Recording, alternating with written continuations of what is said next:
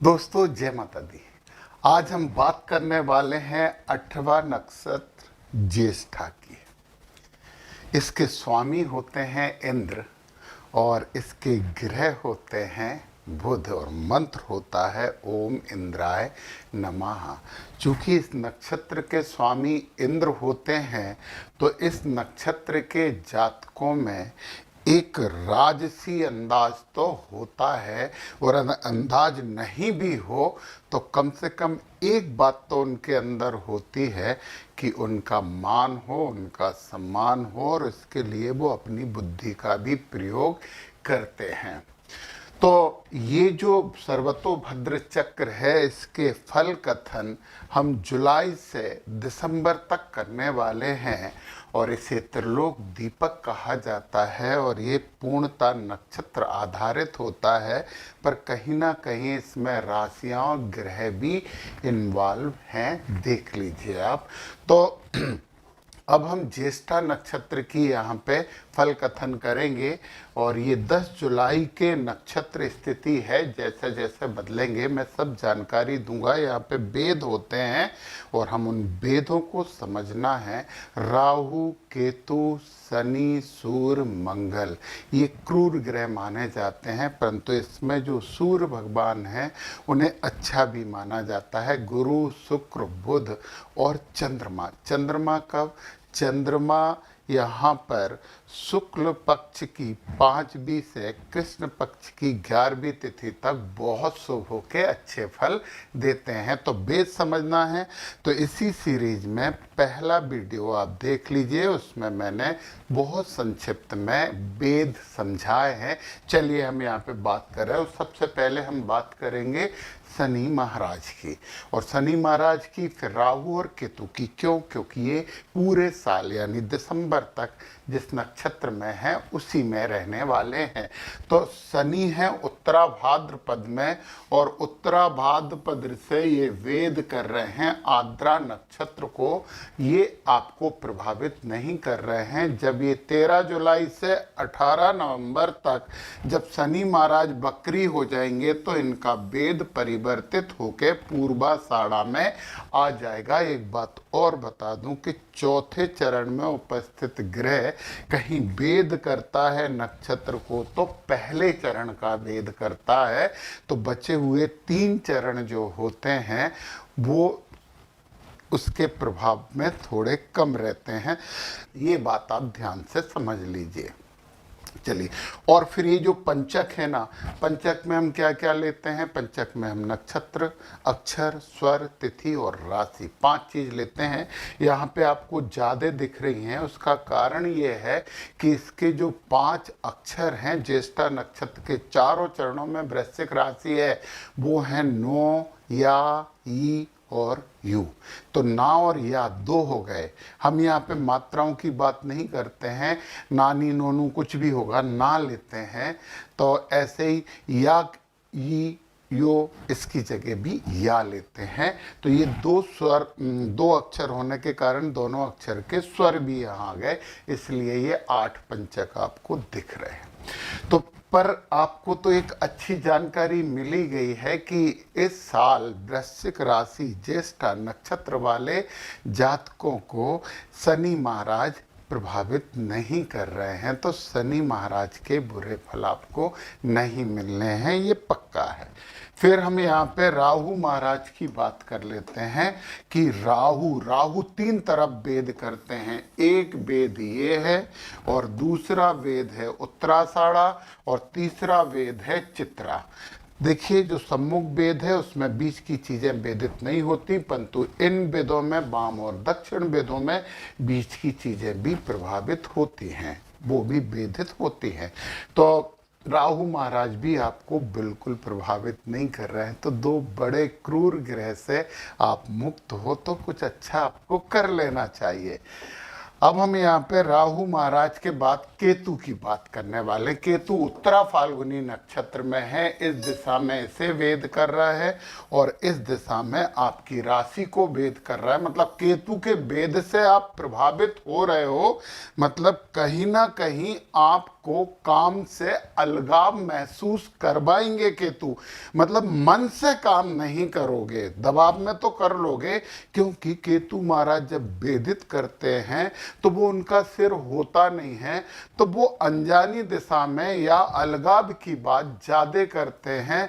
तो नक्षत्र को भेद कर रहे हैं तो थोड़ा कंफ्यूजन, थोड़ा सा भ्रम आपको देंगे, परंतु रिद्धि सिद्धि के स्वामी और बुद्धि के दाता गणेश जी की आप आराधना करो तो केतु महाराज का ये दुष्प्रभाव आपके ऊपर से लगभग खत्म हो जाएगा। और घर की छत पे एक झंडा लगा ले और कुत्ते को कुछ ना कुछ खाने दे सकते हैं, तो केतु महाराज के प्रभाव से भी आप मुक्त हो जाएंगे। परंतु ये थोड़ा सा अध्यात्म में भी ले जाते हैं और अध्यात्म में भी अनजान रास्ते पे चलाते हैं। जिनकी कोई आइडेंटिटी नहीं होती उस रास्ते पे भेजने की प्रवृत्ति रखते हैं केतु, तो आपको इनसे बचना चाहिए। गणेश जी की आराधना केतु महाराज को बिल्कुल अच्छा कर देती है। अब हम तीसरे ग्रह की, चौथे ग्रह की बात करते हैं और वो ग्रह हैं गुरु महाराज। गुरु महाराज हैं आर्द्रा नक्षत्र में और आर्द्रा नक्षत्र में वो वेद रहे हैं हस्त नक्षत्र को, तो इनका आशीर्वाद हस्त नक्षत्र को है, आपको नहीं है। और फिर ये पुनर्वसु में आ जाएंगे गुरु, तो ये वेदेंगे 13 अगस्त को यहाँ आ रहा है पुनर्वसु में, तो उत्तरा फाल्गुनी नक्षत्र का वेद करेंगे, इसे आशीर्वाद देंगे। आपको गुरु महाराज का ना तो आशीर्वाद मिल रहा है और ना ही गुरु महाराज का कोप मिल रहा है, तो ठीक है, गुरु गुरु जैसे हैं, गुरु की सेवा करते रहिए। अब हम बात करने वाले हैं सूर्य महाराज की। मैंने फिर से बोला कि सर्वतोभद्र चक्र में सूर्य को क्रूर ग्रह माना गया है और सही बात तो यह है कि वैदिक ज्योतिष में भी क्रूर ग्रह मानते हैं, पर क्रूर राजा है ग्रहों के, तो थोड़ा सा तो एटीट्यूड चलता है, गुस्सा चलता है। जब कठोर नहीं होगा राजा तो प्रजा कैसे संभलेगी, तो कुछ कठोरता इनमें रहती है, परंतु ये बहुत बुरा नहीं करते हैं। तो मैं आपको बताऊं कि सूर्य अभी आपके पुनर्वसु नक्षत्र में है, आपको बिल्कुल प्रभावित नहीं कर रहे हैं। जब पुष्य नक्षत्र में आएंगे तो ज्येष्ठा नक्षत्र को प्रभावित करेंगे, वेद करेंगे। यहाँ पे सूर्य आपके लिए शुभ है क्योंकि ये नक्षत्र बुध का है और देवताओं के राजा इंद्र हैं।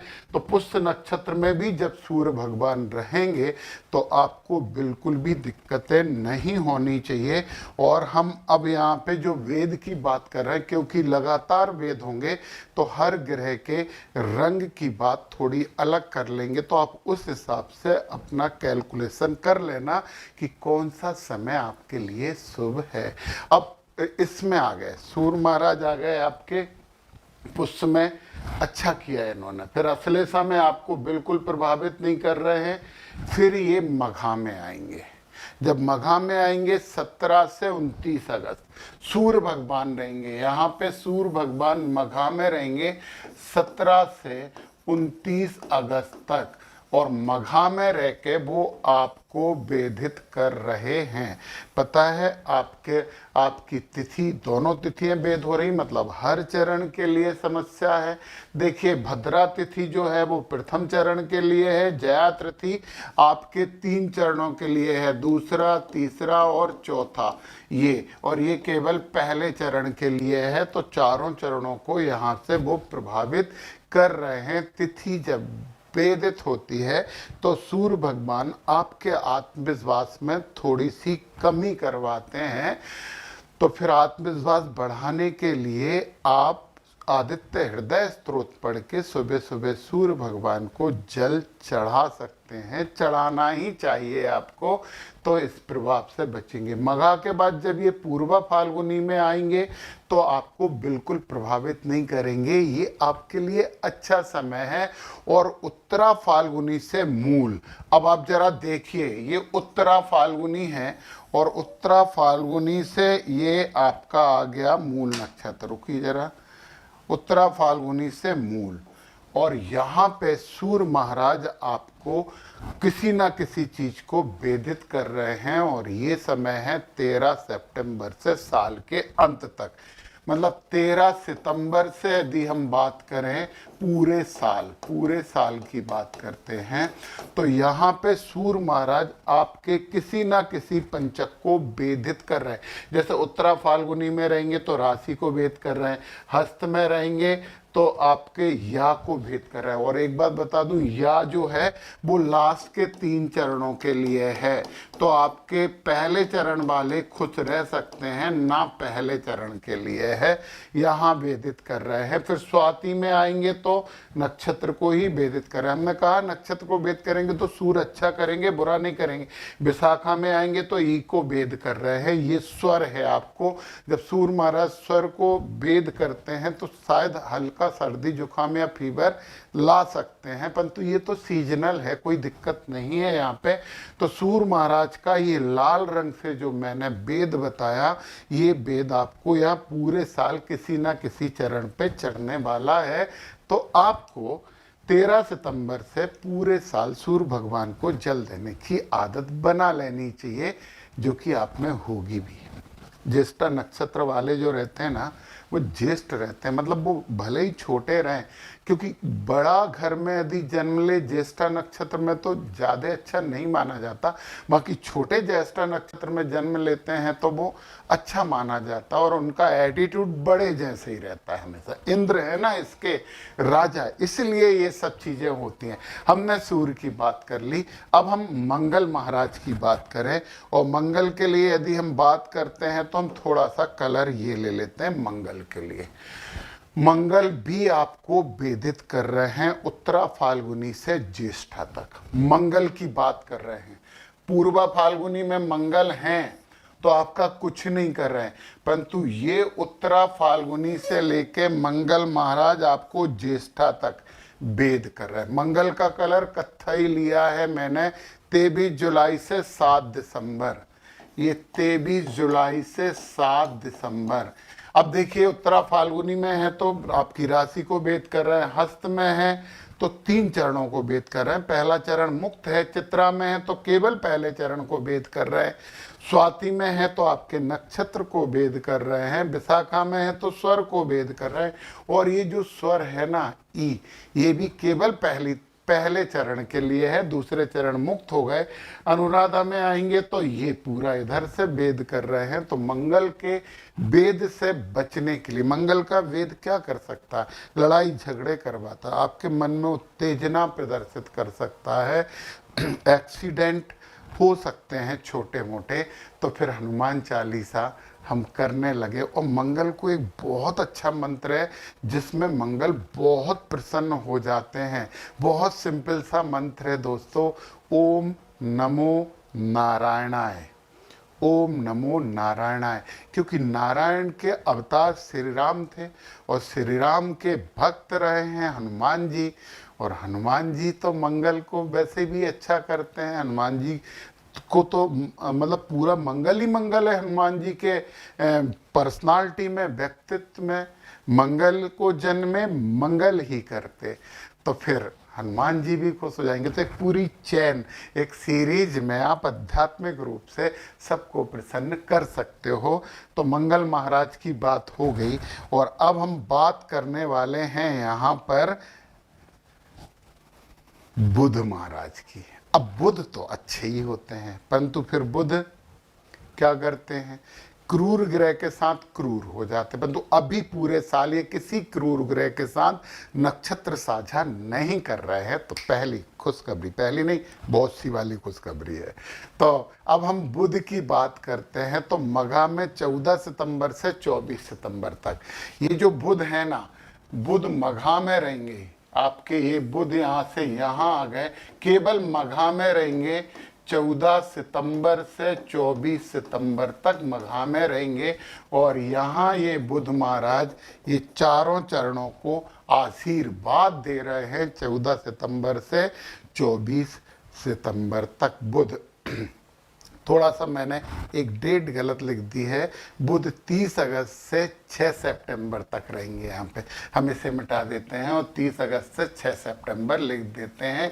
30 अगस्त से 6 सितंबर तक ये आपको आशीर्वाद मिलेगा। अब आप बुध का कलर डार्क ग्रीन है, आप देखिए जरा, मैंने लिया है ना। फिर ये उत्तरा फाल्गुनी से ज्येष्ठा में, उत्तरा फाल्गुनी से ये बुध की लाइन है और यहाँ से ये ज्येष्ठा तक आ गए, ये बुध की लाइन है। और उत्तरा फाल्गुनी से ज्येष्ठा तक ये रहेंगे 13 सितंबर से 28 दिसंबर। यहाँ पे लिख दें 13 सितंबर से 28 दिसंबर। क्या मजा आ गया कि पूरे सितंबर, अक्टूबर, नवंबर, दिसंबर बुध महाराज का आपको आशीर्वाद रहेगा। देखिए, ये वेद है सूर्य का, ये वेद है मंगल का और ये वेद है बुध का। तो सूर्य और मंगल के वेद के जो दुष्प्रभाव है उनमें पूरी के पूरी कमी कर देंगे बुध महाराज। तो बुध महाराज का ज्येष्ठा नक्षत्र वालों आपको बड़ा अच्छा आशीर्वाद मिल रहा है। और अब हम बात करने वाले हैं यहाँ पे शुक्र महाराज की। यहाँ पे लाइट ग्रीन लेना है। शुक्र जब रोहिणी में रहेंगे तो यहाँ से आपको रत्ती भर भी प्रभावित नहीं कर रहे हैं। जब शुक्र मघा में आएंगे 14 सितंबर से 24 सितंबर शुक्र रहेंगे। ये हम शुक्र की बात कर रहे हैं और मघा में शुक्र रहेंगे। फिर से बता दूं, मघा में शुक्र रहेंगे 14 सितंबर से 24 सितंबर, 14 सितंबर से 24 सितंबर सितंबर शुक्र का आपको आशीर्वाद मिलेगा। देखो, मघा में सूर्य भी भेद कर रहे हैं, शुक्र भी भेद कर रहे हैं और बुध भी भेद कर रहे हैं। तो मघा तो आपके लिए अच्छा हो गया। तो सूर्य भगवान मघा में आएंगे तो भी अच्छा होगा। दो दो शुभ ग्रह बहुत अच्छा यहाँ कर रहे हैं। फिर आप जरा अगली बात ध्यान से सुनिए। उत्तरा फाल्गुनी से ज्येष्ठा तक फिर शुक्र महाराज का आपको आशीर्वाद है। तो शुक्र महाराज का आशीर्वाद उत्तरा फाल्गुनी यहाँ से शुरू हुआ और यहाँ से शुरू होके ये ज्येष्ठा तक चला गया। ये लाइट ग्रीन की बात कर रहे हैं। और यहाँ पे जो शुक्र महाराज रहने वाले हैं 6 अक्टूबर से 19 दिसंबर, 6 अक्टूबर से 19 दिसंबर। आप देखिए, ये पीरियड है जिसमें आपको बुध भी भेद कर रहे हैं, शुक्र भी भेद कर रहे हैं, मंगल भी भेद कर रहे हैं और सूर्य भी भेद कर रहे हैं। तो दो अच्छे भेद हो गए। मंगल का थोड़ा सा खतरनाक भेद हो गया, सूर्य भगवान का तो अच्छा ही भेद है। 3 अच्छे भेद हैं, एक थोड़ा सा गड़बड़ भेद है, तो अच्छा होगा।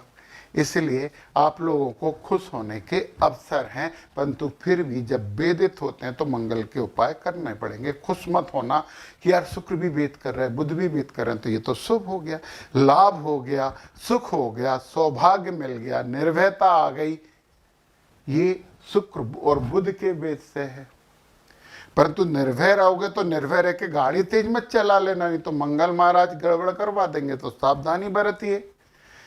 तो यहाँ सावधानी बरत के आप अपने 6 महीने बहुत शुभ कर सकते हो। दोस्तों, एक और बात मैं आपको बताऊं कि सर्वतोभद्र चक्र के फल कथन में एक बहुत अच्छी बात है। जो आपका नाम है ना, उसी से फल कथन बहुत एक्यूरेट आते हैं। भाई, आपका नाम यदि राकेश है तो आपका अक्षर रा हो गया, फिर उसका स्वर और तिथि निकालेंगे। तिथि भी आपको पता है तो तिथि भी आपकी वाली यहाँ पे रखेंगे। राशि भी आपको पता है तो राशि भी आपकी रखे, तो बहुत ज़्यादा प्रमाणिक हो जाता है। दोस्तों, इसी सर्वतोभद्र की चक्र की मैं क्लासेस शुरू करने वाला हूँ 2 अगस्त से, जिसमें नक्षत्रों के बारे में तो हम A to Z समझेंगे और सर्वतोभद्र चक्र का व्यापार में कैसा उपयोग होता है वो भी समझाऊंगा। तो यदि आप क्रिएटिव हैं, रचनात्मक हैं, कुछ अच्छा चाहते हो, जानना चाहते हो, अष्टम में आपके राहु हैं, यदि अष्टम में आपके चंद्रमा हैं, अष्टम में आपके यदि गुरु हैं, तो जरूर आइए इस क्लास में, बहुत अच्छा होगा। जय माता दी।